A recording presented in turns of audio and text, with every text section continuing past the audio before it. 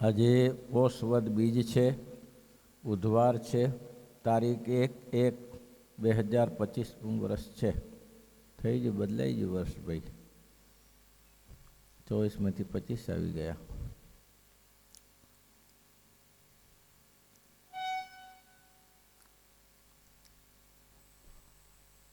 બોલો મિલનભાઈ. ભગવાનનું મહાત્મ્ય સહિત નિશ્ચય હોય, સંતનો અને સત્સંગનું મહાત્મ્ય હોય, નિશ્ચય હોય. મહારાજ કે તેના માટે કાળ કર્મ કઠિન હોય તો કંઈ કરી એનો વાળ વાંકો કરી શકતા નથી. અને મહારાજ કે જેને નિષ્ઠા ન હોય તેને મહારાજ કે અમે રૂડું કરવા ઈચ્છીએ તો એ રૂડું થતું નથી. માથે શિક્ષાપત્રીમાં 20મા શ્લોકમાં કરી મિથ્યાપવાદ હવેની વાત છે. મિથ્યાપવાદ કસ્મિત તપી સ્વાર્થ સિદ્ધે નારોપ્યના શબ્દાસ્ત ભાષણીયાના કદાચન. કોઈનો ઉપર જૂઠું કલંક ના મૂકવું, લેવા દેવા પોતાના સ્વાર્થ માટે એવો જ હતો. બહુ ભોગવવું પડે, બહુ જ ભોગવવું પડે. હંમેશા ધ્યાન રાખવાનું, જૂઠું કલંક કોઈને નહીં આપવાનું. તમારા સ્વાર્થ માટે પેલો માર્યો જાય છે એનો વિચાર કર્યો? પેલો વિચાર કરો, મરી જશે બાપો. જૂઠું કલંક નહીં આપવાનું. પછી તો 5 પ્રકારની સ્ત્રીઓ સાથે મરદ કે દુરાકર્મ ના કરવું એની વાત કરી છે. કાલે હું બનુદાન ગઢવીની વાત કરતો હતો. સાંભળવા જેવી વાત છે. નિશ્ચય માટે. નિશ્ચય કોને કહેવાય? ગઢપુરના પાદરથી નીકળ્યા ત્યારે એની માતાએ કહ્યું, ચારણે કહ્યું કે બેટા, તો કે હા, આ ગઢડું છે અને આ ગઢડું દાદા ખાચરનું છે. આ એના ગુરુઓ કહેવાય. ચારણ બધા દરબારોના ગુરુ કહેવાય. દાદા ખાચરનું છે. અને અહીંયા પ્રગટ ભગવાન સ્વામિનારાયણ બિરાજે છે. આપણે એના દર્શન કર્યા નથી, તો જશું આપણે દર્શન કરવા? ત્યારે કે જઈએ. દર્શન કરવા ગયા. એટલે આમ આવ્યા એટલે પહેલાં ડ્રેસ ઉપરથી ખબર પડી જાય ને. પહેલાં તો ડ્રેસ બધાને અલગ અલગ હતા. અત્યારે બધું 18 આલમ એક છે. કોઈ કયો, કોઈ કાંઈ કંઈ ખબર ના પડે. અત્યારે સ્ત્રી પુરુષની ખબર નહીં પડતી ને. અત્યારે સ્ત્રી આવતી હોય કે પુરુષ આવતી હોય એવું ખબર ના પડે. તમે ધારીને જુઓ ત્યારે ખબર પડે કે સ્ત્રી છે કે પુરુષ છે. પહેલાં તો બધાનો પ્રવેશ ઉપરથી ખબર પડી જતી.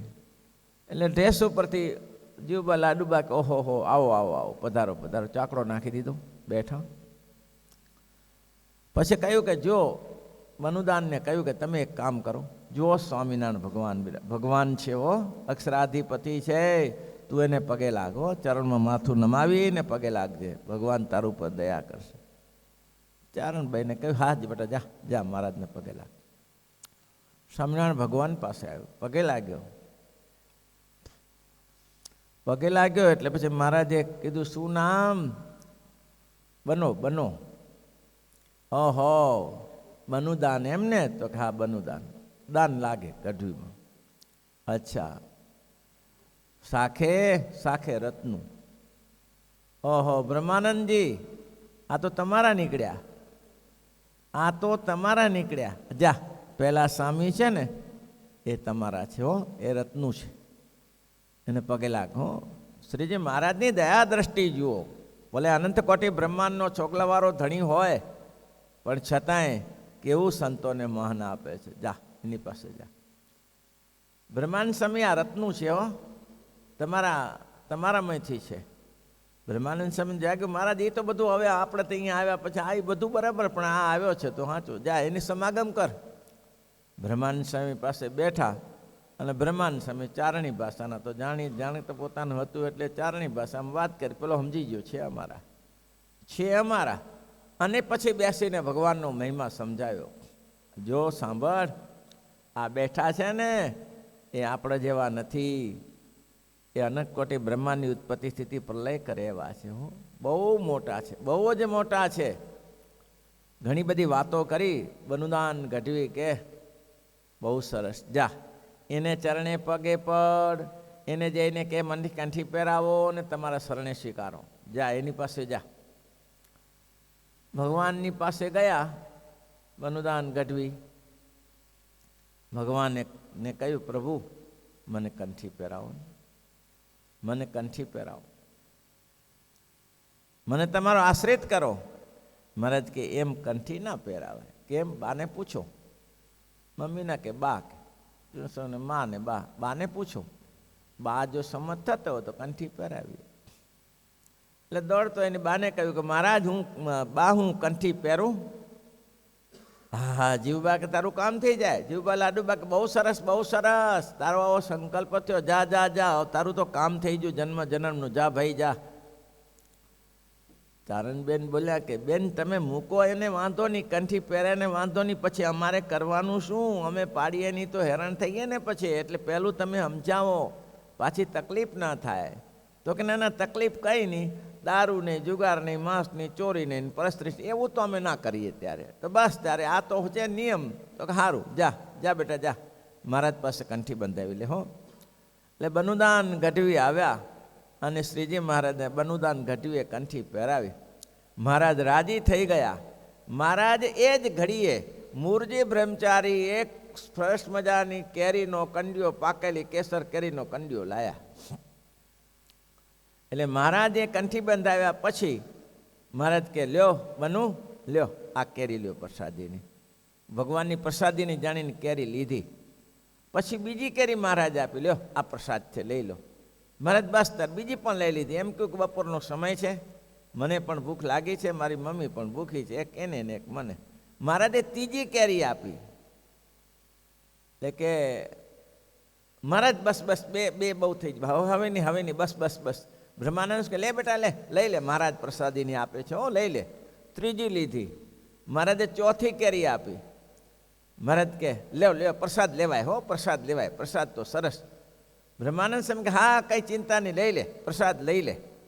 એટલે એ પણ ચોથી કેરી લઈ લીધી. મહારાજે પાંચમી કેરી ધરી. ત્યારે પછી પેલા બનુદાન ઘટવી કે ના 13-14 વર્ષની ઉંમર, ના મહારાજ બસ બહુ થઈ જાય, હવે નહીં. બ્રહ્માનંદ સ્વામી કંઈ બોલ્યા નહીં અને મહારાજે કેરી પાછી મૂકી. અને શ્રીજી મહારાજે પાછી મૂકતા એમ કહ્યું કે જા 4 કેરી પ્રસાદીની આપી. 4 શું કહેવાય તારે 4 કુટુંબમાં, એટલે કે શું કહેવાય 4 પેઢીમાં સત્સંગ રહેશે. પેલા બનુદાન, ભીમદાન, માવદાન, નવીનદાનને હું મળેલો. નવીનદાન મારી સાથે અમેરિકામાં હતા સાથે. માવદાનના કીર્તન તો આપણે જાણીએ છીએ ને, આજ 100 વર્ષો નવાણા વહી ગયા, હરે આજ 100 વર્ષો નવાણા વહી ગયા. તોય જાણે હજી કાલ સવારની વાત રે, તોય જાણે હજી કાલ સવારની વાત રે. દશામી ગઢપુર જાતા ને સીજી સાંભર. આ માવદાન કવિ બહુ પણ પહાડી અવાજના હતા. બહુ ઘણા કીર્તન માવદાન કવિએ કર્યા. હવે આપણે એ જરૂર નથી. બનુદાન ગઢવી બ્રહ્માનંદ સ્વામી પાસેથી પછી ચારણી ભાષા શીખ્યા અને એવા મોટા કવિ બન્યા કે ગુજરાત રાજ્યને હંફાવે એવા કવિ બન્યા. અને એના વંશમાં ભીમદાન થયા. આ ભીમદાનનો પ્રસંગ બહુ મોટો છે. એ ભીમદાન મૂડીના રાજાના કવિ બન્યા. ભીમદાન મૂડીના રાજાના બહુ સાત્વિક જીવન, બહુ જ સાત્વિક જીવન, બહુ આનંદથી રહે છે. મૂડીનું નાનું પ્રેગણું અને તેના રાજાએ ભાવિક અને ભીમદાન પણ ભાવિક. રાજા બહુ ભાગ્યશાળી હતા, બહુ નિત્ય નિયમવાળા હતા. એનું કારણ એ હતું, એ રાજાનું એના ઘરથી, એના ઘરમાં જે દીકરી આવી આપણી સત્સંગીની હતી, એ ગામનું નામ ભૂલાઈ ગયું ક્યાંના હતા, એ સત્સંગીની હતી અને એને સત્સંગ કરાવેલો આ ગામમાં. એટલે રાજા રામાભાઈ રાજા બહુ સારા સત્સંગી. અને એના વંશમાં રામાભાઈ તો મહારાજના વખતમાં હતા, એના વંશમાં કોઈ રાજા બહુ સાત્વિક માણસ. પ્રસંગ એવો બન્યો, જામનગરમાં વિભાજામ સાહેબ તે એનું શાસન ચાલે. હવે જોધપુરથી શીઘ્ર કવિ જે તેના ચારણી ભાષાના કવિ જોધપુરથી જામનગર આવેલા અને વિભાજામની કચેરીમાં આવ્યા અને વિભાજામને એમ કહ્યું કે મને કાવ્ય વિવાદ આપો, હું જોધપુરથી છેટ આવું છું. હવે એવો આમ તમે ધડ તો આમ એવો આમ જેની છટાને અને ચારણોની પાસે કુદરતી એક કળા હોય છે જે ચારણ શૈલીની બોલવાની, તે એવી કાવ્ય અને કવિ તો રાજા તો આભો બની ગયો વિભાજામ તો ઓહો આવી કવિ આવી છટા. હવે આને કાવ્ય વિવાદ કોણ આપે? એટલે તરત મંત્રીને બોલાયા. મંત્રીને કહ્યું કે આ કાવ્ય વિવાદ માગે છે. મહારાજાને કહ્યું મહારાજા વાંધો નહીં, એ અત્યારે ક્યાં નીકળ્યા છે? તો કે દ્વારકાની જાત્રાએ. તો એને કહો દ્વારકાની જાત્રા કરી આવે પછી અહીંયા કાવ્ય વિવાદ કરીએ. હવે ગયા તો ખરા, એને દ્વારકાની જાત્રાએ મૂક્યા અને મંત્રીને વિભાજામે કહ્યું કે આને સામે ટક્કર ઝીલે એવો. તો કે છે તો ખરો પણ થોડું કામ લાગે એમ. શું? તો કે મૂડીના રાજા છે મોરી, એને ત્યાં ભીમદાન કવિ છે એમ. તો કે હા એ આને જ પહોંચી વળે એવો છે. ભીમદાન કવિ? તો કે હા બોલાવો. ભીમદાનને બોલાવ્યા. ભીમદાન આવ્યા તે દરમિયાન આ આવી ગયા. કોણ? જાત્રાએ કરીને. આ તો બધું આવડ પગ હાલે ચાલીને જવાનું ને. દ્વારકાની જાત્રાએથી પાછા આવ્યા.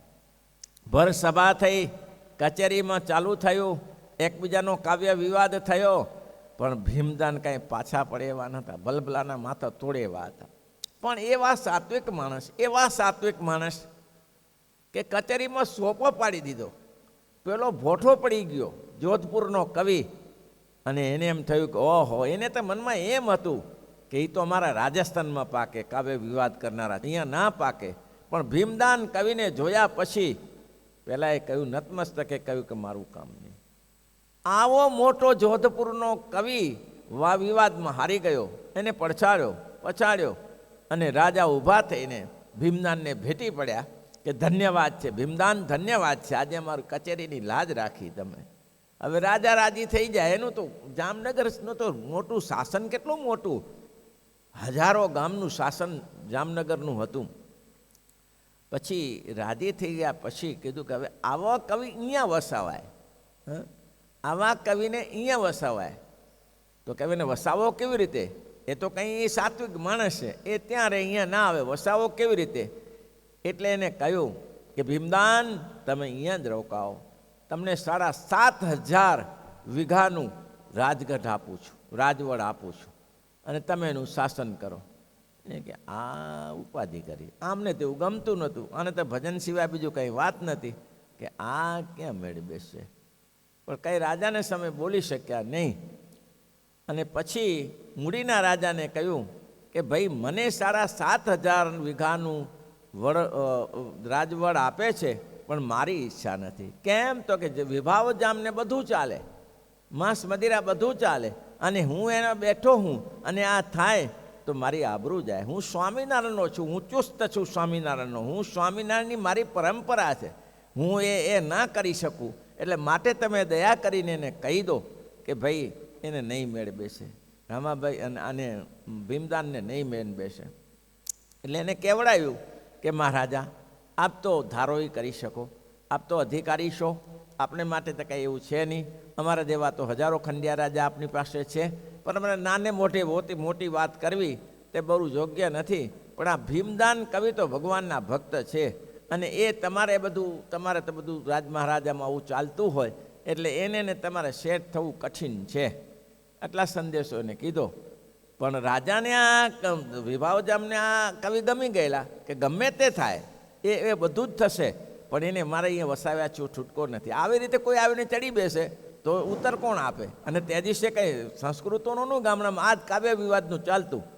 એટલે પછી એને કહ્યું કે હણ મોકલાયું કે ભીમદાનને કહી દો કે જ્યાં ભીમદાન બેઠા હશે ત્યાં મારે કોઈ વ્યસન નહીં હોય. હું કરું છું ભાઈ એનાથી. જ્યારે કોઈ કચેરીમાં નહીં, કોઈ જગ્યાએ ભીમદાન આવ્યા એટલે અમારે તે કંઈ બધું ચોખ્ખું હશે એમ કે કોઈ ચિંતા નહીં, અમે એ રીતે એનો વિવેક જાળવીશું, એની મર્યાદા પૂરી જાળવીશું. અને ભીમદાન તૈયાર થયા. હવે તૈયાર થયા એમાં પછી સ્વામીને પૂછ્યું, ગુણાતીતાન સ્વામી ત્યારે હતા, એટલે ગુણાતીતાન સ્વામી પૂછ્યું, સ્વામી મારે રાજવડ છે એ સરકારશ્રીએ આપ્યું છે, તો મારે શું કરવું જોઈએ?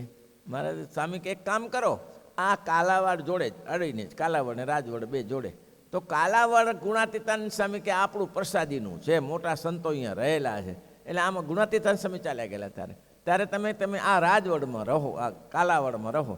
એટલે એ બહુ શાંતિથી ભીમદાન કાલાવડમાં રહે ને સત્સંગ કરે ને કાવ્ય પંક્તિ ભજન ભજનાનંદી અખંડ ભજન કર્યા કરે, બીજું કંઈ લફ નહીં. હવે એમાં સમય જતાં અષાઢી વર્ષ, અત્યારે જેમ ચૈત્રી વર્ષ ચાલે છે ને અષાઢી વર્ષ આવે એટલે તે ઉજવણી થાય, આખા ગામના વધારણું થાય. એટલે એને કીધું કે આપણે એક કામ કરો, આપણા રાજવડના રાજા જે ભીમદાન છે તો એને બોલાવો અને એના હાથે આપણે માતાનું નૈવેદ્ય જુહાર કરીએ. માતાનું જુહાર કરવા માટે એને આમંત્રણ આપ્યું. તો કે ભાઈ હું તો પહેલી વાર આવું છું, મને બહુ ખબર નથી માતાના જુહારમાં શું કરવું પડે. તો કે એ તો કંઈ નહીં, કે એ તો કંઈ નૈવેદ્ય અર્પણ કરવાનું, પણ નૈવેદ્યમાં શું 2 ઘેટાનો રિવાજ છે. આને ને ઘેટાને ક્યાં મેળ બેસે? 2 ઘેટાનો રિવાજ છે, એ આપી દઈએ 12 મહિના પછી. તો કે આ નહીં મેળ બેસે. ભીમદાન કે આવો તો નહીં મેળ બેસે, ઘેટા તો નહીં મેળ બેસે. તો એ મારું કામ નહીં, એ હું નહીં થાઉં. તો એક કામ કરો, રહેવા દો, ત્યારે અમે અમારી રીતે કરી દઈશું, કારભારીએ કીધું. તો કે ના, એ નહીં થાય, હું શાસન કરું છું એમાં આ નહીં મેળ બેસે. હું શાસન કરું છું એમાં ઘેટા નહીં વધારવા દઉં, કોઈ રીતે એનો જુહાર નહીં કરું. તમે કહેતા હો તો આખા ગામને જમાડું. હવે આ કારભારી કે હું હારે કહીશ તો ગામના પટેલિયા માનશે નહીં. એટલે 15-20 પટેલિયાને ભીમદાન પાસે લઈ ગયા, અને રાજા કહેવાય, એને કહ્યું કે ભાઈ આટલું કરો અને સમજાવો. એટલે પટેલિયાએ સમજાવ્યું કે મહારાજા આપને કંઈ કરવાનું નથી, અમે બધું કરી નાખીશું, પણ જુઓ આ ના કરીએ ને તો પનોત ધનોત કાઢી નાખે. તો કે બાકી આ નહીં થાય, ઘેટા નહીં હુંવાય, એનો જુહાર ઘેટામાં નહીં થાય, તમે થાય કરી લેજો. જો બીજું કંઈ ચિંતા, તમારે આખું ગામ જમાડું. કહેતા હો તો આખું ગામ ચૂરમાના લાડુ કરીને જમવાનો મજા કરો, બાકી ઘેટા નહીં થાય. તે પટેલિયા કે આવો લાભ મળે છે મેલો ને ત્યારે પડતું. સારું કે ભગવાનની કૃપાથી કર્યું, ગામ આખું જમાડ્યું. અને ભાઈ એમાં આશ્વિનમાં મહિનો આવ્યો, નવરાત્ર શરૂ થયા. પહેલું નવરાત્રું, બીજું નવરાત્રું, રાજાના 2 રાણી હતા ભીમદાનના. ત્રીજું નવરાત્રું, ચોથું નવરાત્રું, 5મે નવરાત્રે ભીમદાનનો 1.5-2 વર્ષનો દીકરો રમતો હતો, ટપ દઈને ઉડી ગયો. બોલો, ગામવાળા કે ઉઠાવી લીધો, માને સમજાવો. એટલે સમજાવવા ગયા કે મહારાજા આ તો આવું થાય, આ તમારો ચેલેયા જો છોકરો આ 1.5-2 વર્ષનો ઉઠાવી લીધો, એ તો મારા પ્રભુની ઈચ્છા. ઉઠાવી લીધો તો ઉઠાવી લીધો, છોકરા જન્મે ને મરે, એ તો આ જગતનું ક્રમ છે. કેટલા જન્મે એટલા મર્યા, રહ્યા કેટલા? જેટલા જન્મે એટલા રહે છે. આવું બધું ન હોય, એ બરાબર જ છે. એ નહીં થાય. બોલો, ભારે કરી. છોકરો મરી ગયો અને રમતો હો પાછો, અને 5 વાગ્યાના એ જ ટાઈમે 5 વાગે, સાંજે 5 વાગે ફટ દઈને જાય. બીજું વર્ષ આવ્યું, બીજા વર્ષમાં કહ્યું કે મહારાજા નહીં થાય, આ જ થશે. તો કે છોકરો ગયો એ જાય, જન્મે એટલા મરે, કોઈ ચિંતા નહીં. બીજે વર્ષે આસો માસ આવ્યો અને નવરાત્ર શરૂ થયા. એ જ ટાઈમ, એ જ સમયે 5મા નવરાત્રમાં 5 વાગે ટપ દઈને બીજો રાણીનો દીકરો ગયો. બોલો, એ જ ટાઈમે. ભાઈ કમાલ થઈ ગઈ. લોકો કે આને સમજાવો, આનું શું પરિણામ આવશે. ત્રીજે વર્ષે આ જ ટાઈમે ત્રીજો દીકરો ગયો, એ જ ટાઈમે 5મા નવરાત્રમાં. ચોથે વર્ષે ચોથો દીકરો ગયો, 2 રાણીઓ હતી. 5મે વર્ષે 5મો દીકરો ગયો. અને 6ઠે વર્ષે નિષ્ઠા, એનું નામ છે મારા પ્રભુની મરજી સિવાય કોઈના બાપની તાકાત નથી, ધાર્યું મારા ધણીનું થાય છે. અને 6ઠે વર્ષે 6ઠો ને 7મે વર્ષે 7મો દીકરો ગયો. ત્યારે ગામનાએ કહ્યું હવે સમજો, બહુ થઈ, મારો ભગવાન કરે છે, જાઓ હો, જરાય ચિંતા ન કરતા. ભાઈ એવું થયું. હવે છોકરા જ ન રહ્યા, બંને રાણીઓના છોકરા ખતમ થઈ ગયા. હવે શું કરવું? આનો વિચાર કર્યો. પછી તો આમને એમ ચાલ્યા કરે. મોટા રાણીને એમ થયું કે મહારાજા તો કંઈ સમજતા નથી, પણ આપણો વંશ વગર જશે. એટલે એને કારભારીને બોલાવ્યો અને કારભારીને કહ્યું કે તમે એક કામ કરો. શું? રાજાને જણાવશો નહીં, અને મને ખબર તમે જે થાય ખરત લઈ જજો, તમારી રીતે 2 ઘેટા ચડાવી દો, તમારી રીતે ઘેટા ચડાવી દો, નહીં તો આ તો બધું હવે કંઈક વસ્તો રહેવો જોઈએ ને. કારભારી કે સારું, પણ હળવળો થયો કારભારીને કે આ ક્યાં છાનું રે, આ ક્યાં છે શ્રીફળ થેલીમાં લઈ જઈએ અને આ 2 ઘેટા બજાર વેચીથી લઈ જવાના પાછા, અને 2 કરતા લોકોને ખબર ના પડે કે આ હારું ક્યાં છાનું રે એવું છે. હારું ઉપાધિ થઈ, આ તો મહા ઉપાધિ થઈ, હવે નાય ના કહેવાય. અને ખબર પડશે રાજાને તો મારું તો એનું તો ધનોત નીકળ કે મારું ધનોત પણ કાઢી નાખશે રાજા જ, છોડશે નહીં મને. હવે એમાં 2-3 દિવસ પછી એને જવાનું થયું, રાજાને મળવાનું. ભીમદાને બોલાયા કારભારીને. હવે કારભારીને તો આ હળવળ ચાલતું જ હતું. કહ્યું કે હરું આ કઈ રીતે કરવું, આ કઈ રીતે, કહી તો દીધું પણ કરવું કેવી રીતે. એટલે રાજાને ત્યાં ભીમદાનને બોલાવ્યા. ભીમદાન પાસે બેસીને કહ્યું કે કારભારીએ પૂછ્યું, ભીમદાને કારભારીને પૂછ્યું વ્યવસ્થિત છે ને? કારભારી ધ્રુજવા લાગ્યો. કાં મારું કાંઈ એમાં વાંક નથી, મારો કાંઈ વાંક નથી. તો મોટા રાણીએ કહ્યું અને મેં એને હા પાડી, બાકી આમાં કાંઈ મારો વાંક નથી.